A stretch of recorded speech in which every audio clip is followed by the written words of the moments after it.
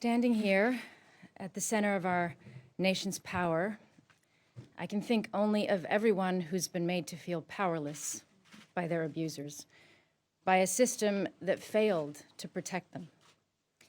Parents whose children have been murdered by an abusive partner, women who suffered domestic violence yet are not believed, children who've suffered life-altering trauma and post-traumatic stress at the hands of people closest to them.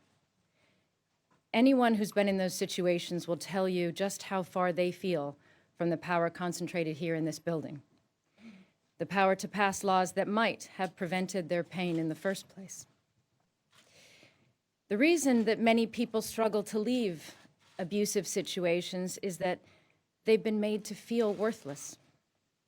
When there is silence from a Congress too busy to renew the Violence Against Women Act for a decade, it reinforces that sense of worthlessness. You think, I guess my abuser's right. I guess I'm not worth very much. That's why passing this law is one of the most important votes you as senators will cast this year. The ugly truth is that violence in homes is normalized in our country. Between 4 and 7 children die daily in America from child abuse and neglect, and 800 children have been murdered by a separating parent since 2008. The idea of sovereignty of a family home is being used to abuse the members within it.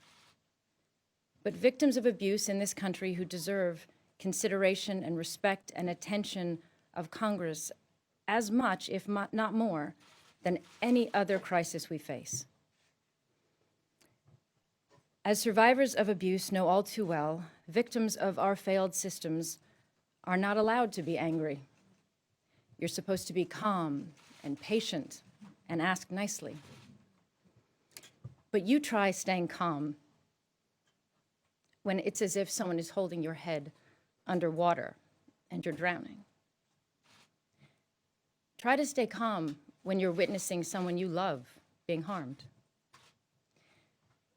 Try to stay calm if after you were strangled and you find the courage to come forward, you discover that your chances of proving the abuse are now gone because no one took into account the different ways bruising presents on Black and brown skin, and they failed to check properly for signs of injury.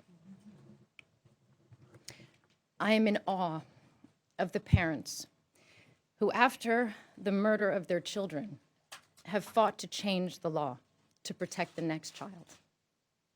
Parents like Anna Estevez, mother of Piki, Kathy Sherlock, mother of Caden.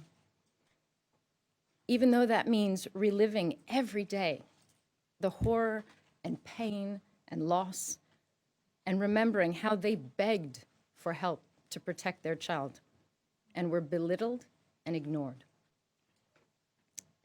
There are people in this room who have suffered abuse and been denied justice, but have worked for years to ensure that this VAWA reauthorization achieves certain basic protections that no survivor should have to ask for, like Caden's Law, or funding for non-racially biased forensic evidence collection, or the jurisdiction to prosecute non-Indian perpetrators of sexual assault, child abuse, and sex trafficking on tribal land.